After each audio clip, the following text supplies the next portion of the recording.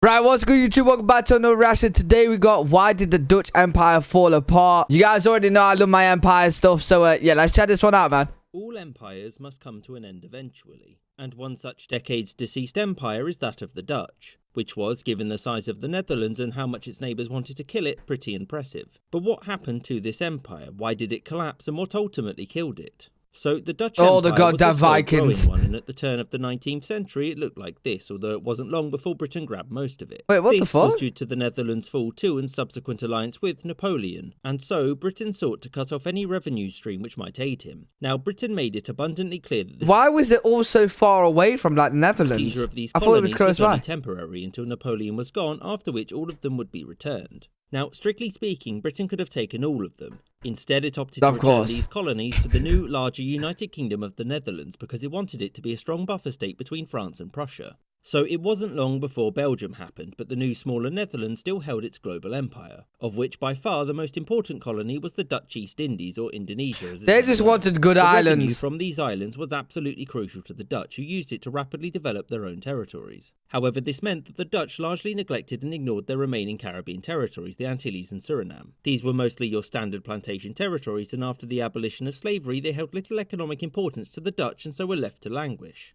The makeup of the Dutch Empire They just changed totally little forgot until about them. World War II, when things started to head south. 1940 saw the Netherlands conquered and its government flee into exile. During the war, the government concerned itself with the affairs of the Dutch Indies, and it was accepted by many in government that after the war, the relationship... Why did they just flee to the Dutch Indies, bro? They have beautiful islands. They could just, they're chilling. ...would need to change. Their opinion stopped Actually mattering chilling. in 1942, though, when it fell to the Japanese, who installed native leaders to govern the colony. And the man appointed for the Dutch East Indies was Sukarno, who worked with the Japanese in order to stop the Dutch from returning. After the Japanese surrender and the war was over, Sukarno declared Indonesian independence, which led to a protracted and brutal 4-year war in which the Dutch attempted to retake the islands. At first, they were supported by the United Kingdom, but soon after, global and public opinion changed against them. Continued resistance and the American threat of withholding Marshall Plan aid meant that in 1949 the Dutch recognised Indonesian independence. Not all of it though, the Dutch maintained their hold on New Guinea. So as of 1949, wait, do they still have that hold? The Dutch Empire was pretty small and the government knew something needed to be done to stop the rest of it falling apart. It was decided that in 1954 the remaining western colonies would be formally incorporated into the new tripartite kingdom of the Netherlands as equal members.